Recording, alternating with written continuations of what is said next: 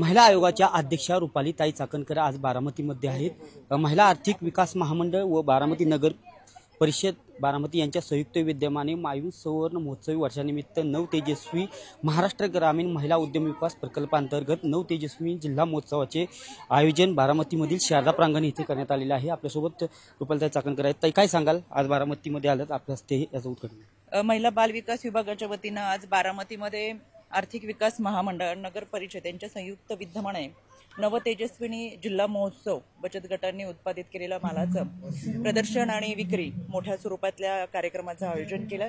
यासाठी बारामतीकरांना मी मनापासून धन्यवाद देईल, त्यांनी या उद्घाटन सोहळ्याच्यासाठी मला आमंत्रित केलं। आज या ठिकाणी येऊन या जिल्हास्तरीय प्रदर्शनाचं उद्घाटन केलं आणि आपण पाहतोय खरं तर 50 बचत गटांचं नियोजन या ठिकाणी होतं, पण 100 पेक्षा जास्त बचत गटांचे स्टॉल या ठिकाणी लावलेले।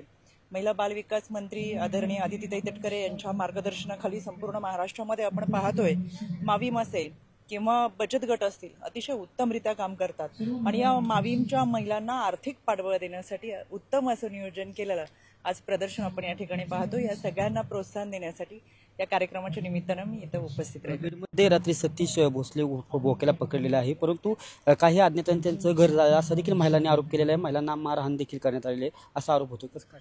कुठल्या ह्याच्यात? बीडचं प्रकरण सतीश बोक्या भोसले।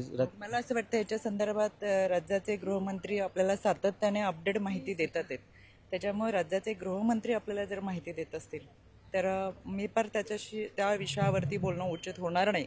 पण राज्यामध्ये महिलांवरती जिथे जिथे अन्याय अत्याचार होतोय त्यामधील आरोपी कोणीही असो त्यांना कडक कारवाईच्या माध्यमातून सामोरं जावं लागतंय। त्याच्यामुळे कायदा सुव्यवस्था प्रशासन हे उत्तमरित्या त्यांचं काम करतंय।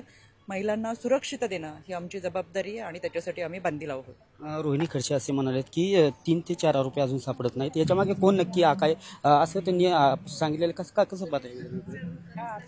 संपला तो विषय आणि कोण काय बोलतंय त्याला मी उत्तर द्यावं इतके मोठे हे कोणी नाहीये। आयोगाची गरिमा फार मोठी आहे। धनंजय मुंडे यांच्या राजीनामा झाला, मात्र त्यांचा सहआरोपी करावं असं विरोधकांकडून वेळोवेळी मागणी होती। कसं आता आपण पाहतोय आज आपण बचत गटांच्या प्रदर्शन विक्री इतक्या भव्य दिव्य स्टॉलच्या ठिकाणी उभं आहे। याच्यामध्ये सर्वाधिक लाडक्या बहिणी आहेत। बारामती तालुक्यामध्ये 1,22,000 लाडक्या बहिणी आहेत आणि इतक्या सगळ्या महिला भगिनींना हा लाभ मिळाला असताना विरोधकांनी पहिल्या दिवसापासून लाडक्या बहिणींच्या विरोधात गेलेत। अगदी निवडणुकीचा जुमला आहे, फसवणूक आहे आणि काही तर कोर्टात गेले का तर फक्त या लाडक्या बहिणींना हे मानधन मिळू नये म्हणून। म्हणजे विरोधकांची भूमिका ही कायम विरोध करण्याची आहे, तसंच प्रत्येक गोष्टीमध्ये सत्तेत असलेल्या सरकारच्या विरोधामध्ये जाऊन त्यांची भूमिका आणि सातत्याने ते विरोध करतात। त्या महिला आयोगाच्या अध्यक्ष रुपाली चाकणकर नेहमीच विरोधकांची भूमिका ही विरोध करण्याची राहिलेली आहे असं स्पष्ट मत रुपालीताई चाकणकर यांनी मांडलेलं आहे। कॅमेरा पर्सन अभिजित पिशेसह मी दीपक कापरे, TV9 मराठी, बारामती।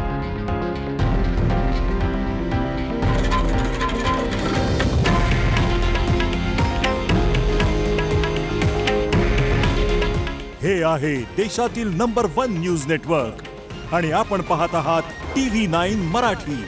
काळजी तुमची, हित महाराष्ट्राचं।